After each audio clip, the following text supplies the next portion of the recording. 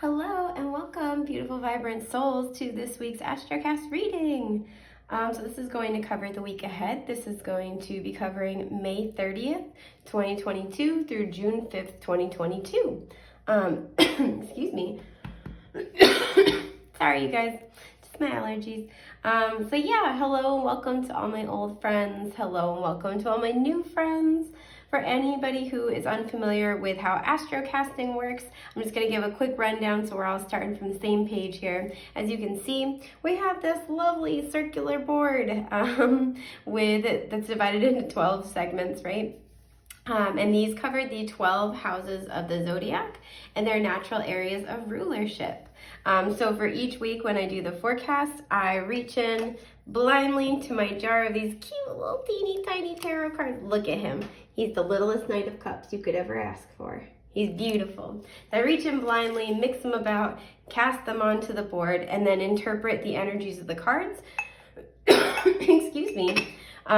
Based on where they land in each area of life. And that'll give you kind of a rough feeling for what you can expect for the week ahead. I do want to make kind of a quick note that, like I said, these are based on the natural areas of rulership of the 12 houses of the zodiac, but this may play out for you. Hang on, sorry guys, I got a cough.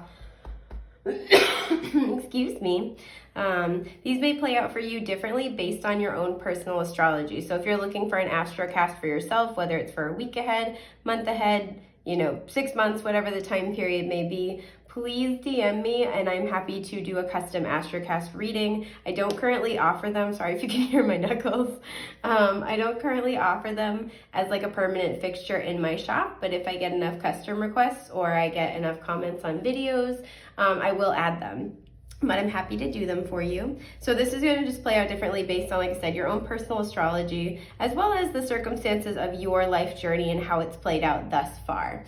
So it's something to keep in mind. Any or all of the messages that come out may pertain to you. They may play out very much like what's described here, or kind of, a little bit different, again, just based on your own personal circumstance. So please keep that in mind because this is a general reading for the collective. Excuse me, I'm sorry. So with that, let us get started. I hope you guys are having a great week. Mine's been a little bit hectic. Yeah, so I hope yours has been a little easier than mine. Sorry, I have my eyes closed, and for some reason, talking about things while I have my eyes closed trying to do something else feels really difficult. Okie dokie. Excuse me, I'm sorry. So I want to make note, whenever we have cards that are directly on their side like this, I read this as the energy to be in flux.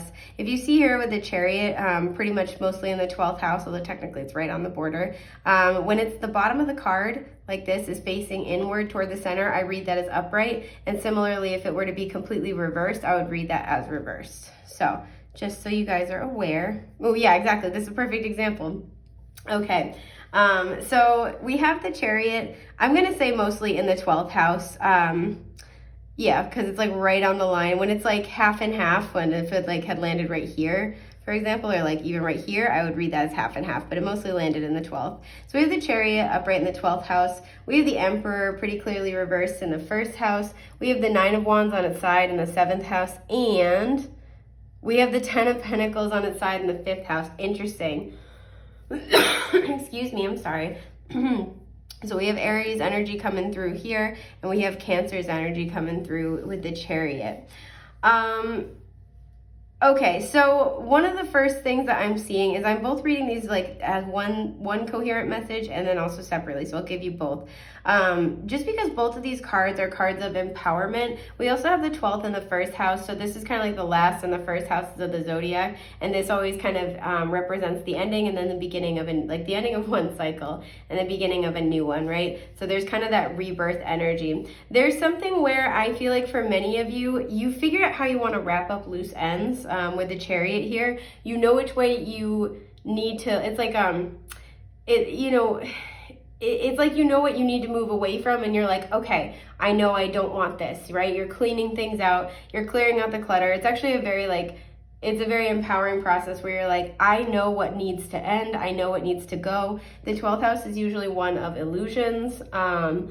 Excuse me, but you're seeing things clearly, and especially where the charioteer, hang on, let me see if I can pick him up.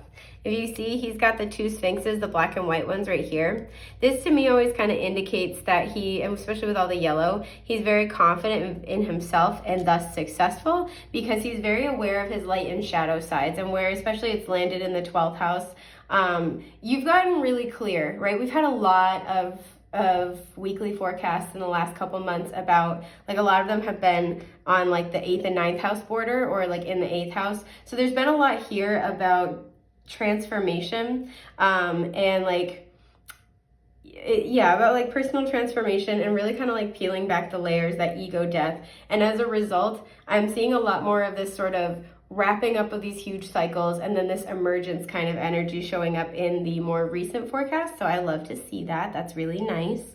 But yeah, it's like, you know what you need to move away from. You've gotten clear. You're like, you know what? I see it for what it is. I see this, the purpose it served. I understand why this happened, why I reacted this way, why I've been perpetuating this pattern, and I want it to stop. I want to move forward. I'm ready to wrap up what was. It served me for a time, and now I'm ready for something new. So I do like seeing that. But with the Emperor reversed in the first house, there's a little bit of trepidation about where to move toward. Excuse me. There might be a little bit of hesitancy, where it's like, again, it's kind of this energy like, I know that I don't want to do this anymore. I know this doesn't serve me. I know that I have evolved past XYZ, but there's this, either uncertainty about the future, or there's this looming change about the future that you're still kind of doubting yourself on. For some of you, well, hang on, let me just untangle the messages a little bit more here. So I do kind of see that, and that's okay. That's just a process of, that evolution and change doesn't happen overnight.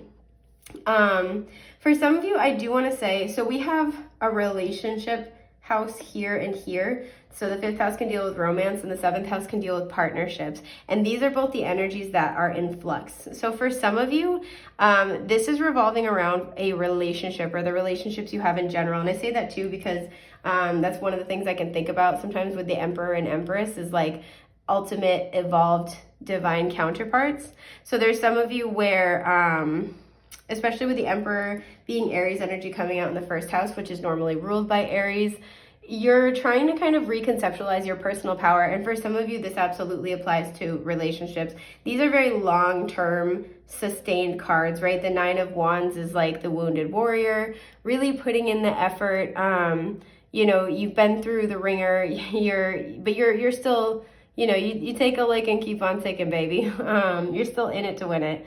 I got to think of other phrases that don't necessarily rhyme here. But you're still persevering. Excuse me. And with the 10 of Pentacles, this is something very like sturdy, very long term. It's either something that's been part of your life for a long time, or you could see it being part of your life for a very long time. So for some of you, you're trying to decide if a relationship is worth the continuing investment, especially if you've been through a lot with this person, or just a lot in relationships in general. You're trying to decide if this is something that you think can like stand the test of time, especially with the 10 of Pentacles showing up in the 5th house. It's like, can you balance romance and practicality very well, right? So you might find that like you love this person and they love you very, very much, but there are practical matters that seem to be insurmountable, or they're just like giving you issue after issue after issue, right? Or it might be the reverse, where you guys work together very well, but there isn't you're compatible in normal life things. You have long-term values, but there isn't really that spark. They don't really like kind of light that fire for you. In an ideal relationship, I think, we all have our own varying levels of either that we need to kind of sustain us. And this might be sort of, excuse me, part of this process where you're really looking at like what it is that you want, what it is that you actually need. And this might be causing you to reevaluate if you want to keep investing in a relationship. Now, for some of you, there is this question with the 10 of Pentacles in the 5th house about monetizing a hobby. You might be thinking about whether or not you want to take a leap of faith. That is a hell of a spider in my window.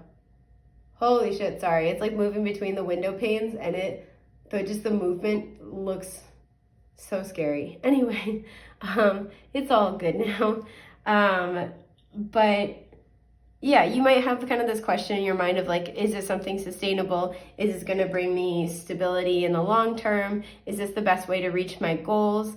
And I feel like if that's something that you're debating, I feel like this is because there's this fear of, the emperor calls the shots. He's the one in control. He's got his shit together, like backwards and front. And I think because of that, he's very, very confident.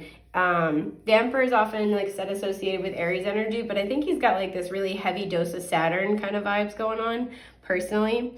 He's got the little stopwatch in his hand too.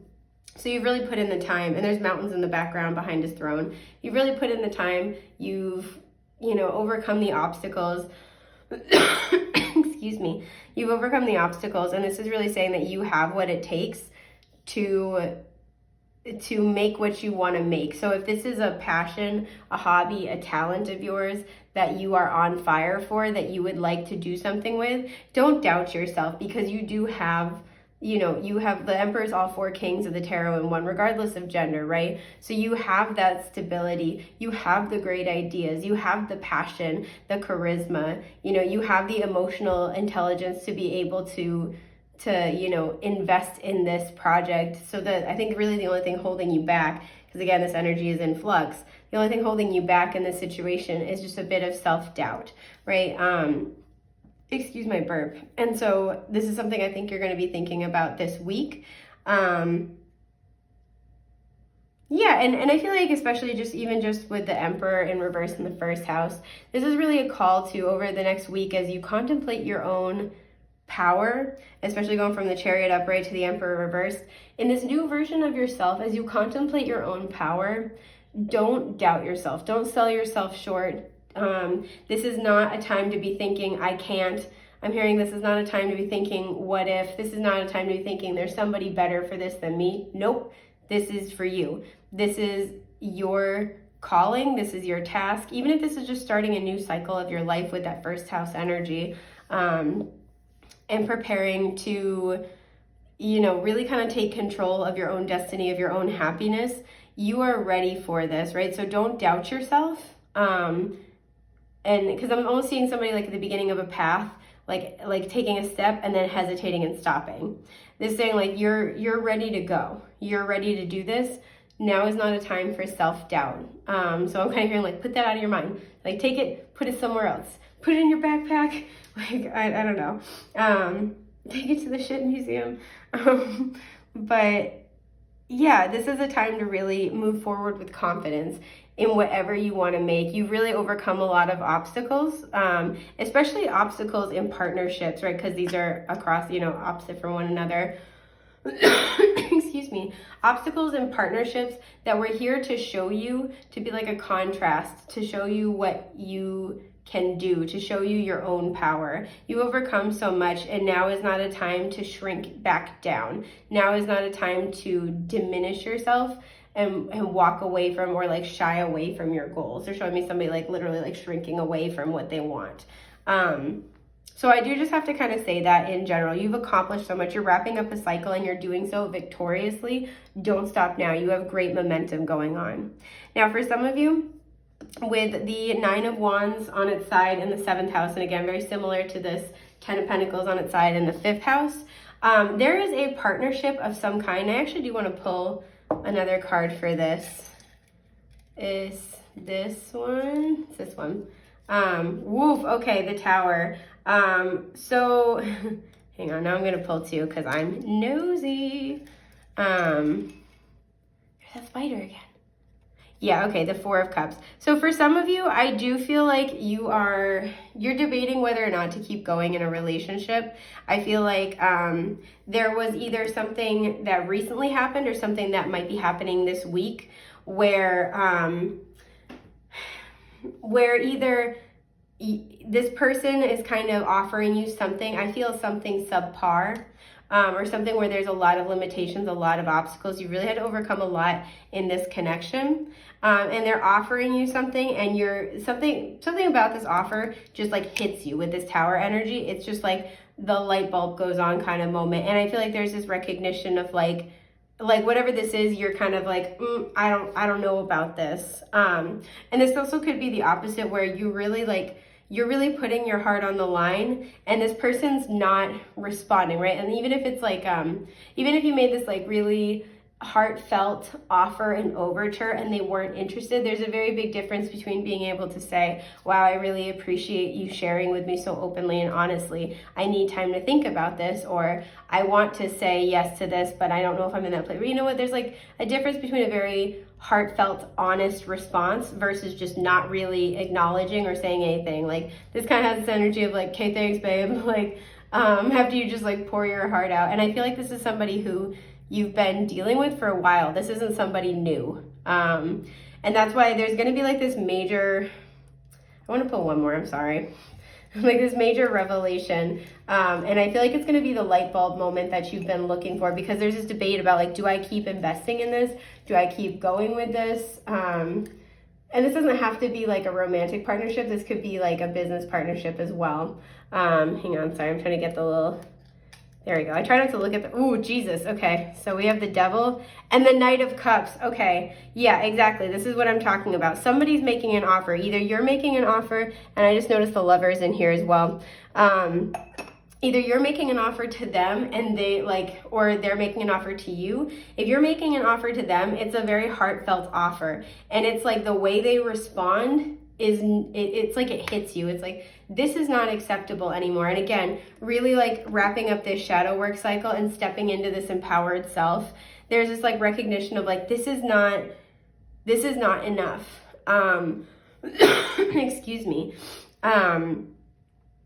Or if this is the other way around, where you're really like with this Knight of Cups, we have Capricorn with the Devil here, and we have Cancer, Scorpio, Pisces with the Knight of Cups. With the Knight of Cups, it's like you're pouring your heart out, and like I'm noticing I'm really drawn to the Devil's hand like being up in this card. It's like they're stopping you. So they might like, you might really be like making this very heartfelt offer, and somebody literally just cuts you off and is like, nope, I don't want to talk about this, or like, this has this energy of like, we don't have to talk about this. It doesn't have to be so serious.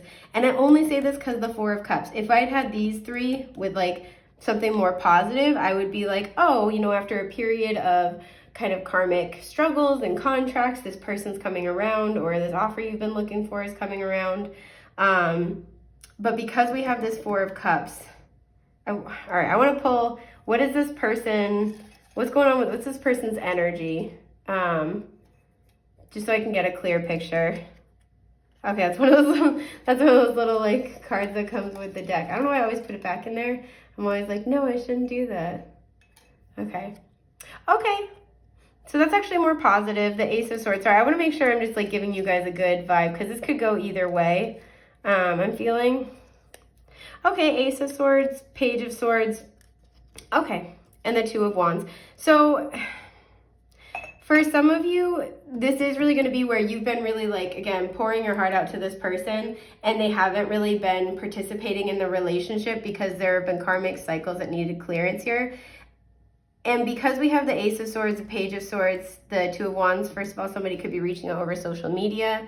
But this person, for some of you, this could go either way, where this person is like realizing now, they might have been like stalking your social media, and like maybe, you know, you're kind of doing your thing and they're like, oh shit, this person's moving on without me.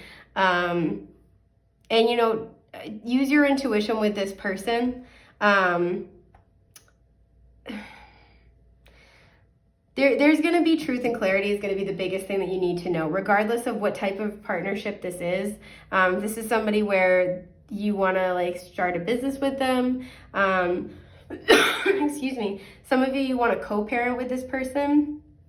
I feel like there's going to be insight and awareness. There is truth coming in, either in the sense that something is being offered, and you're going to get like an instant gut feeling. Do not ignore your intuition about this person this week, because this could go either way depending on your circumstances as to whether or not this person is either going to say something that lets you know that they're really just like, they're not having it.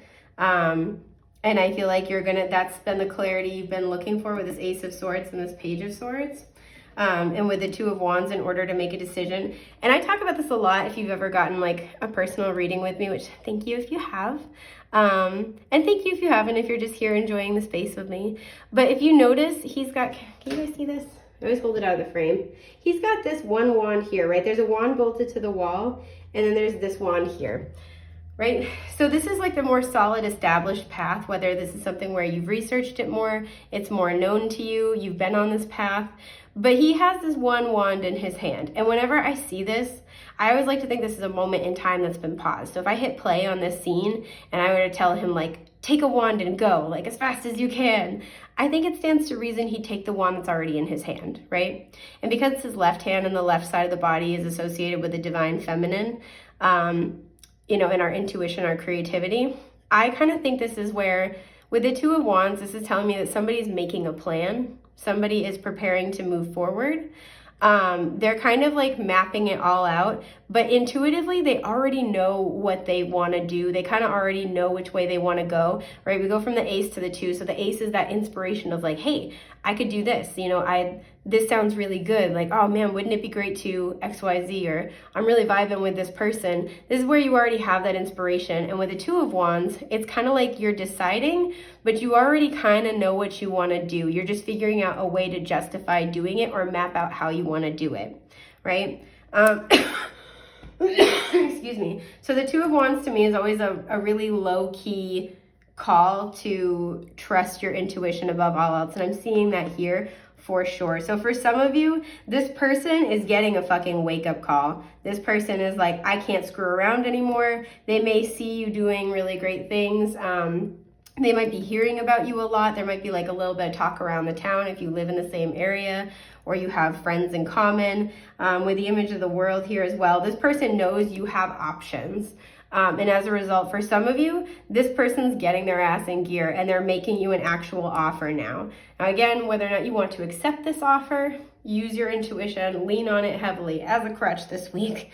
But you will be getting truth and clarity whether this person is showing you who they are giving you a direct answer, whether you are communicating with somebody and their response tells you what you need to know. I have a sneeze that's gonna come out any second, by the way, just so you guys are prepared. Or whether, you know, something happens and your intuition is like, it's gonna be like alarm bells. You can't miss it with the Tower energy here. You can't miss it. And so for some of you, this is gonna go off and you're gonna be like, ooh, I don't know if I wanna accept an offer from this person. Listen to that. For some of you, you're gonna have this recognition of like, okay, I see where this person is coming from, and they're gonna be able to tell you something that like, you're gonna feel it. It's like, they're showing me something like sliding and clicking into place. You're gonna feel that intuitive like, click. All right, it's all gonna fit together and you're gonna know what to do. I do wanna pull you one final card about this because this feels complex. These two, okay, two came out. Yeah, okay, good. The Page of Cups and the Lovers. Okay, I'm glad we kept pulling because, yeah.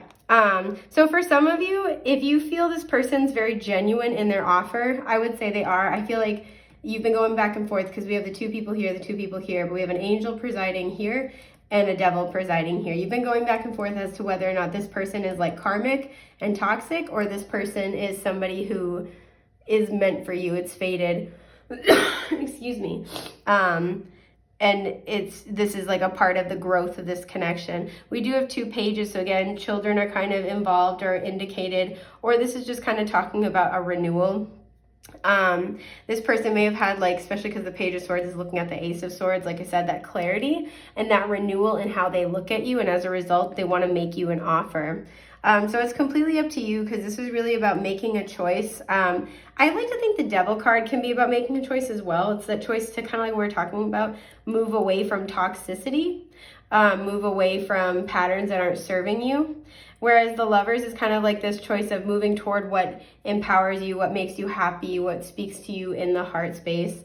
So this is really going to be at the center of figuring out, there's going to be an exchange that's very, very important. Don't rush this is also what I'm hearing. take as much time as you need to consider this option, because also too, with this 10 of Pentacles in the 5th house, I feel like you're deciding whether you want to go very long term with this person. If it's a business partner, potentially, if you really want to like invest a lot with them, if this is like a love relationship, if you want to have a family with them, it's like, can this go the distance? Again, is this like for a good time or for a long time?